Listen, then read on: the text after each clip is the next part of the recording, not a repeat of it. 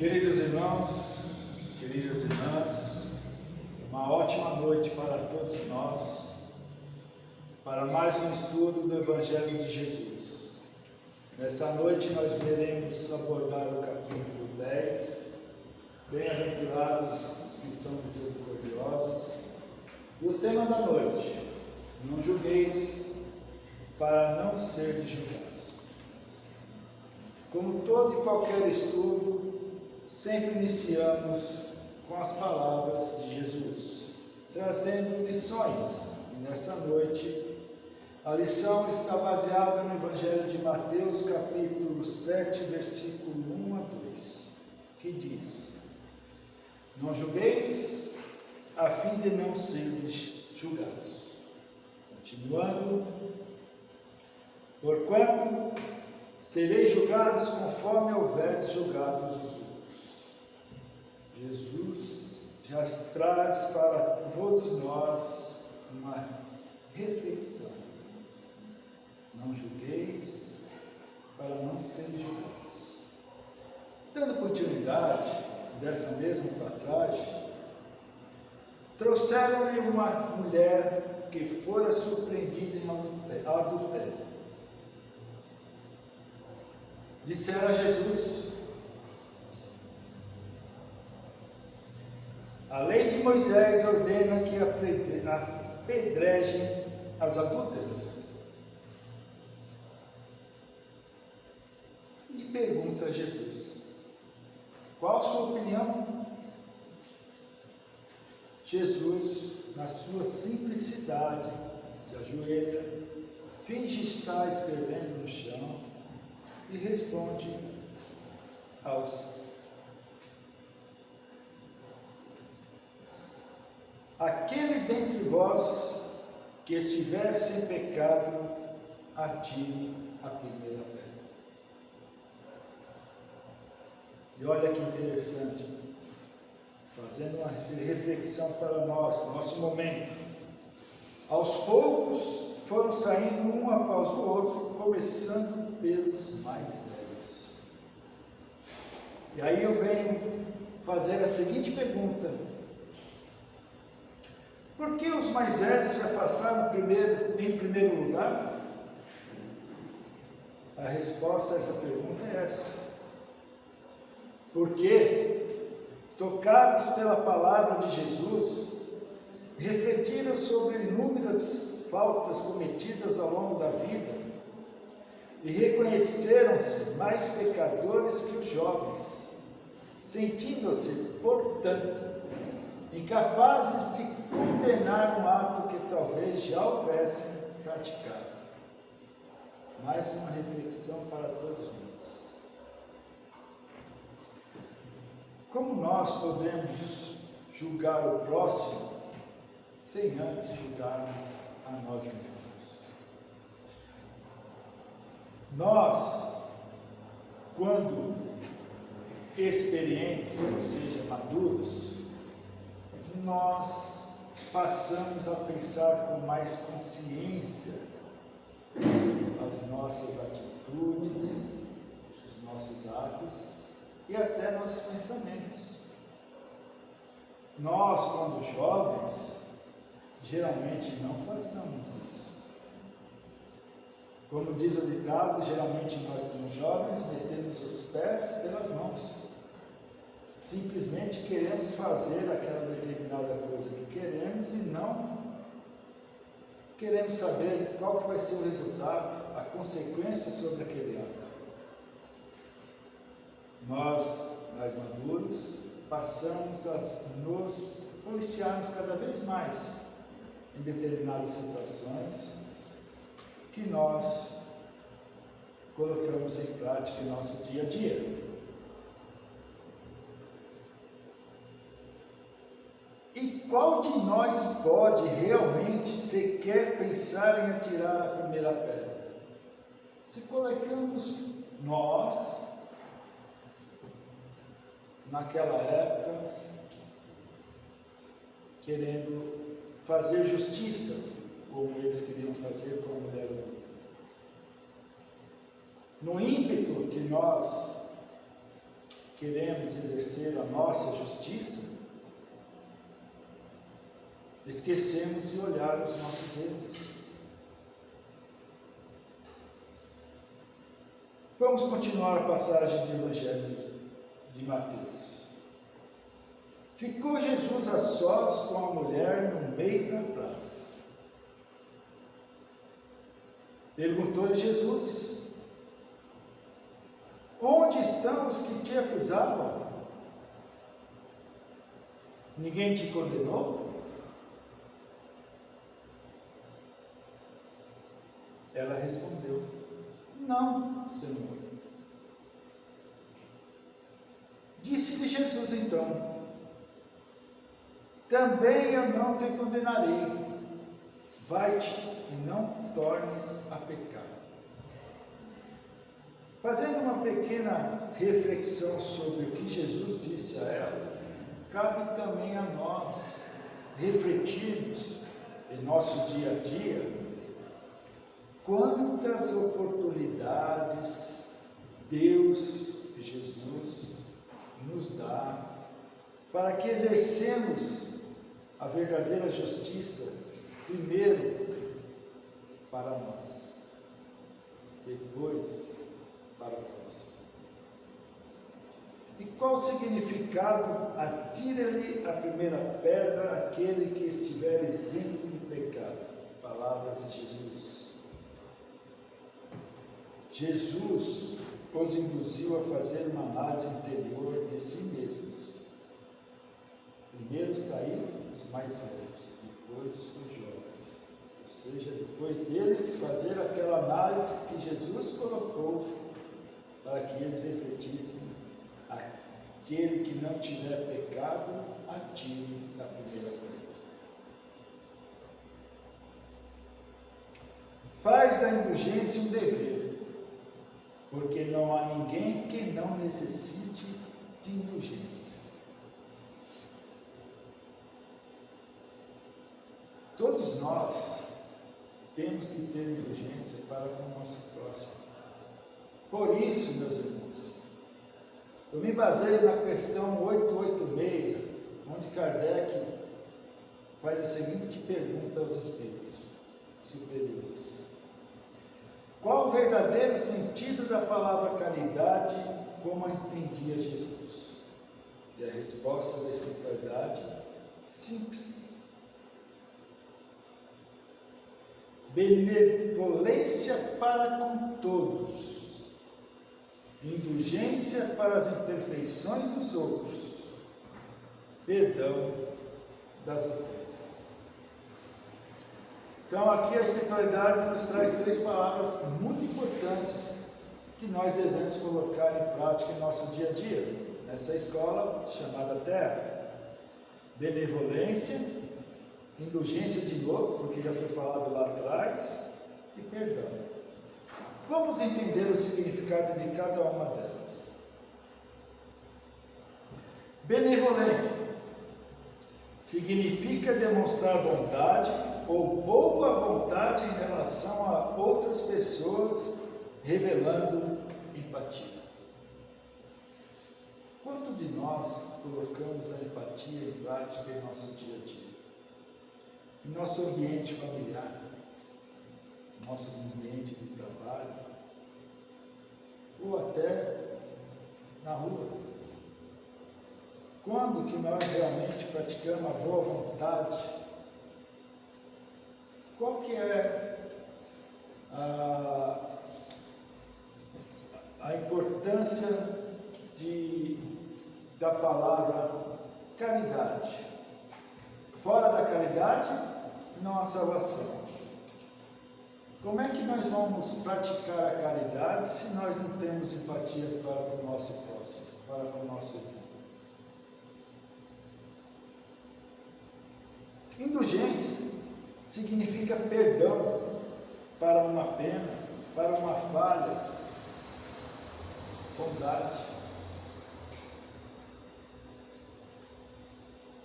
Em nosso círculo familiar, quantas famílias existem onde o casal não se conversa, porque não admite ou não reconhece que aquela falha que o próprio cônjuge cometeu, ela pode ser passível de bondade, de perdão.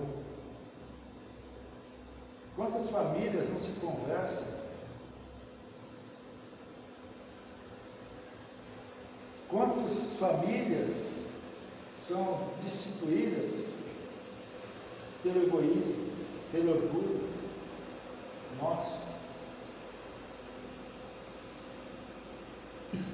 Por isso, temos que praticar perdão sempre, que é um processo mental que visa a eliminação de qualquer ressentimento, raiva, rancor ou outro sentimento negativo sobre determinada pessoa ou até por nós próprios.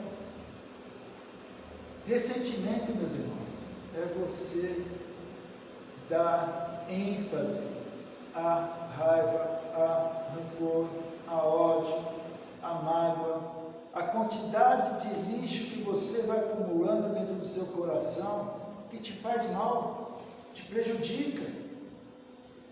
Não é mais fácil praticar o perdão? Melhorar esse processo mental que nós estamos envolvidos, porque nós estamos fazendo uma tempestade no copo d'água, onde colocamos que aquela situação é a pior que nós estamos vivendo? Benevolência, indulgência e perdão. 3 palavras que nós temos que colocar dentro do coração e em prática em nosso dia a dia, em toda a nossa caminhada.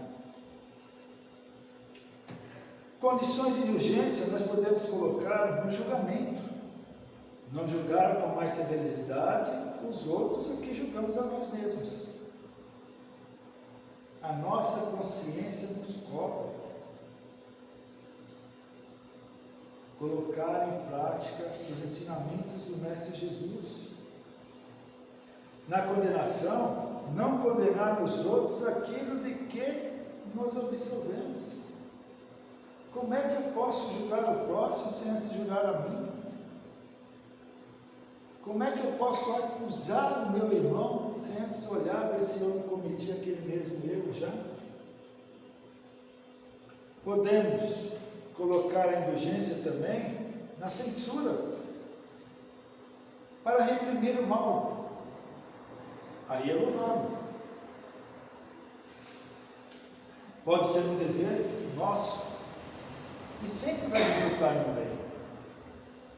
Agora, quando nós colocamos a censura através de desacreditar uma pessoa, isso já é maledicência, é maldade, meus irmãos. Não tem desculpa essa atitude. E na verdade, né, meus irmãos, nenhum de nós gosta de ser julgado pelo outro, não é? Então, né? Esta é mais uma razão para que não nos expomos a julgar ninguém, nem mesmo em pensamento. É isso que temos que colocar em prática. Porque a autoridade moral para censurar ou para julgar um irmão, quem tem é quem cumpre as leis de Deus na sua íntegra. Quem de nós pratica as 10 leis? A principal, lei de amor, justiça e caridade. Quem não tem autoridade? Quem viola essas leis, privando-se do direito da repressão. Irmãos, nosso mentor espiritual, Emmanuel, traz as seguintes reflexões sobre o tema. Se alguém vos parece cair sob enganos do sentimento, silenciai e esperai.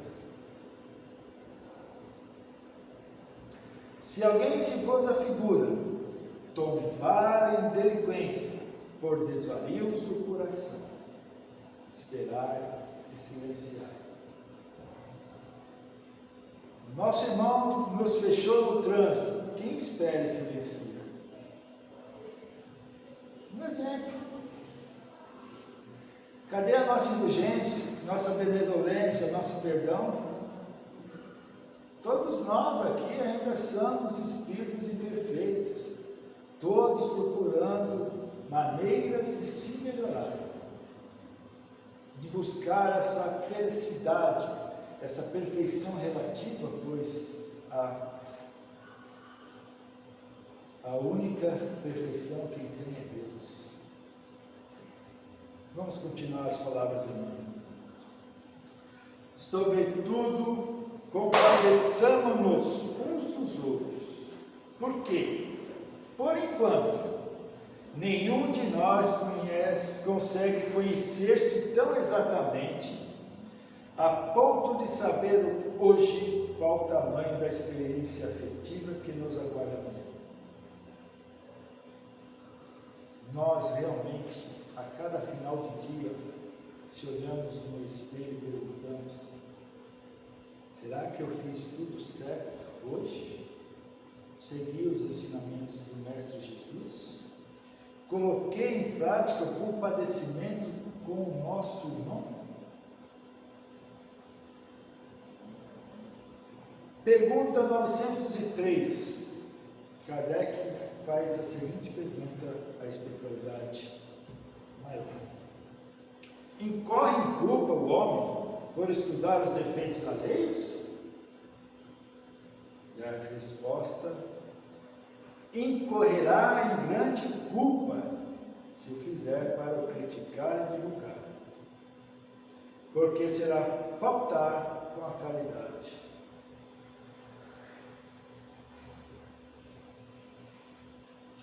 Se o fizer para tirar daí proveito, para evitá-los, tal estudo poderá ser de alguma utilidade. Estudar os defeitos alheios para tirar proveito, ou seja, aquele meu irmão que cometeu um erro, voltando-se para dentro de nós, será que nós já cometemos também? Será que eu consigo tirar alguma utilidade dessa aprendizagem? Importa, porém, meus irmãos, não esquecer que a indulgência para com os defeitos de outrem é uma das virtudes contidas na caridade.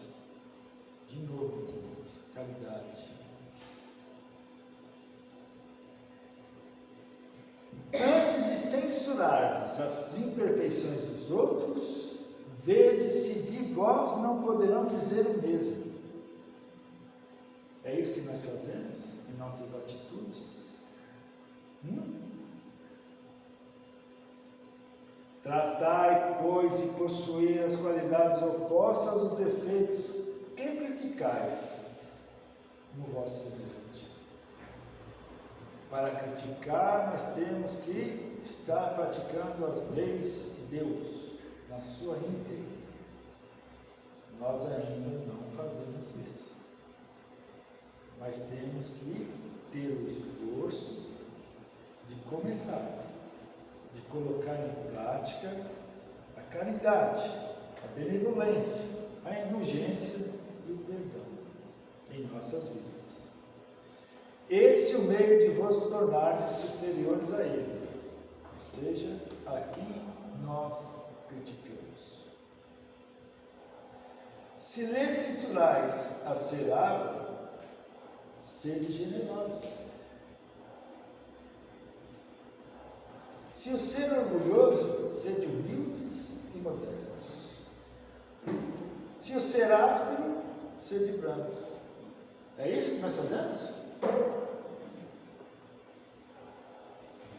Se o proceder com pequenez, sede grandes em todas as vossas ações positivas, para ajudar o próximo a erguer da sua inércia.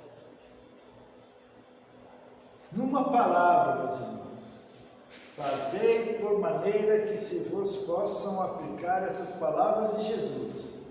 Quais são elas? Como é que vedes um argueiro no olho do vosso irmão, quando não vedes uma trave no vosso olho? Como é que eu posso julgar o meu irmão?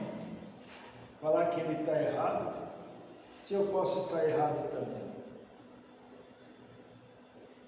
O que Jesus quis ensinar quando fez essa pergunta?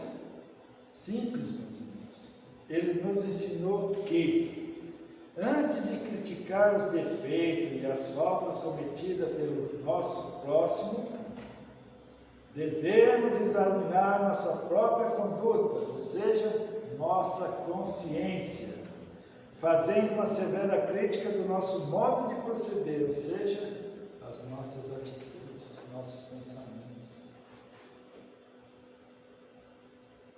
Jesus nos mostra que, se ainda encontramos dificuldade para nos livrar dos nossos defeitos e vícios, que constitui a trave em nosso olho,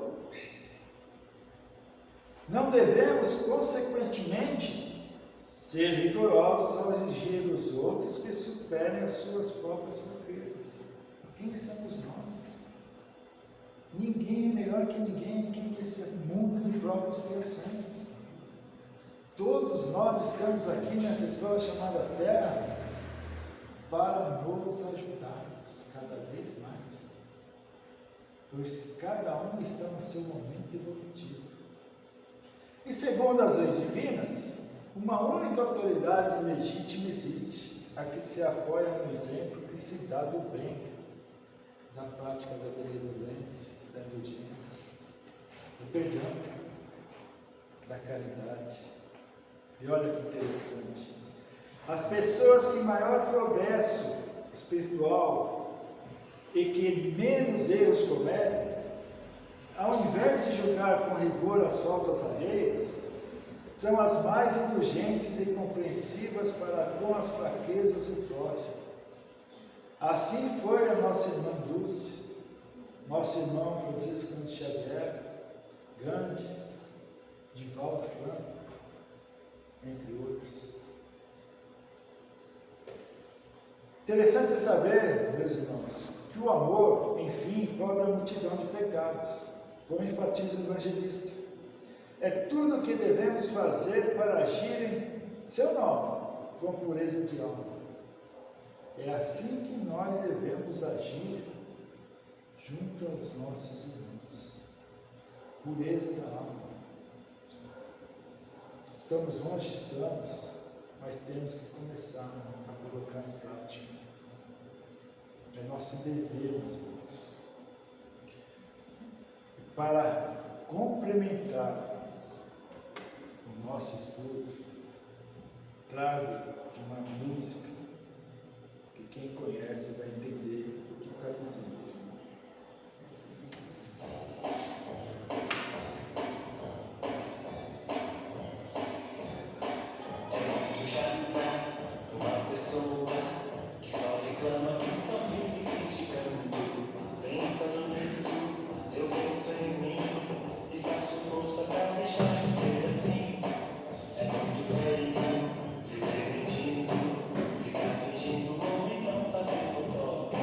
Pensando nisso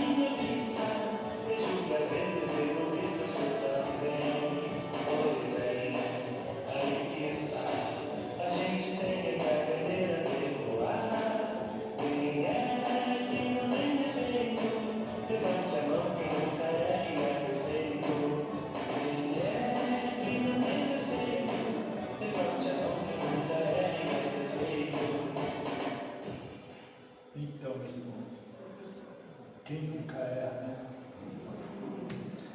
Busquemos sempre na vida, meus irmãos, o ponto certo do equilíbrio físico e mental.